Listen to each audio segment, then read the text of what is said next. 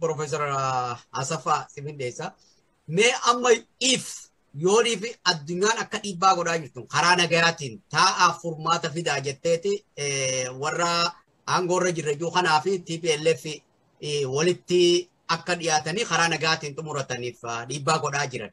As keessatti dhimmi Oromoo kaka'aa jiru hin jiru. Yoo amma boru wanni kun ta'e akka Oromootti gaa waliinuu arkaa jirra. Jaarmaa siyaasaa ABO fi KFO hamma magaa mootummaan san dhiibbaa irra godhee hojii ala godhuudhaaf tattaafataa ture haga ammaatti gaa maal keessa akka jiru waliinuu argina. Mee akka Oromootti tapha siyaasaa sanii ala ta'ama walgahii sanirra takkaahuu teessoo waltajjii marii sanirraa hirmaatuudhaaf Oromoon maal lafaa qaba? Waan sun ta'ullee dhaabbitu beeka. Yoo ta'e garuu Oromoon jaarmaa qaba. Loltuu qaba. Ummati isaa gar tokko wallaansoo kana akka gaariitti hubatee jira. Keessatti hirmaate odduukaa dhaabbatee warra gantuuf galtuu Oromoo gargaaruu barbaadu dhaabee keessatti hirmaachuu danda'a. Yoo kana gochuu hin dandeenye garuu ammas gar tokko bitantee dhatteetu gar tokkotti ruuqamtee yookiin Amaaraatti ruuqamtee yookiin Tigireetti ruuqamteetu akkuma kana daraa wallaansoo Oromoo facalsiisuu barbaaddi.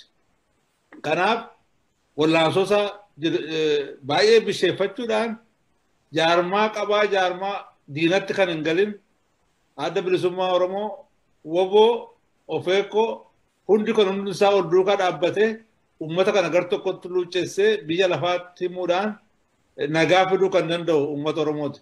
Yoo nagaa kana keessatti uummata Oromoo equationin uummata Oromoo hin jiraanne nagaa kan jedhamu hin jiru.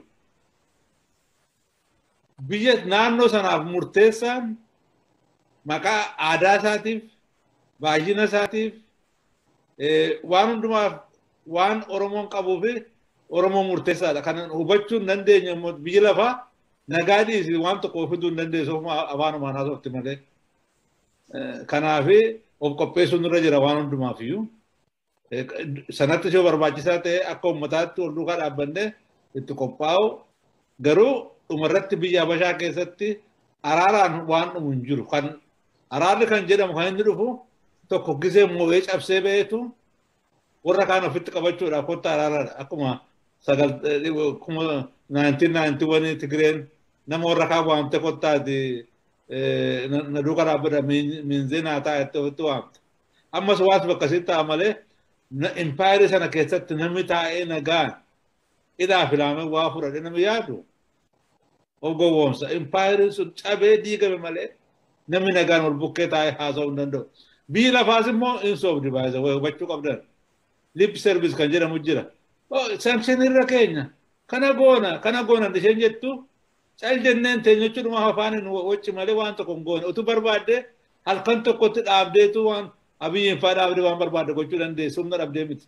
Nama ittiin gowwoomsuudhaa fi public relations waan kana irratti jira namni waan kana dhugaadhuma ilaaluun irra hin jiru. Ani waan akkasii kanatti hin taa'ee nama nun. Amma yoo waa dhufe Tigiree matu cabsee abiyyiin ari'ee kana booddee waatu dhufa yoo ta'e malee abiyyi immoo yoo moo'ee nama hundumaa yoo fixee qofuma isaa hafee jiraata malee waan akkasii nagaa kan jedhamu biyya lafaan fiddu kan jedhamu.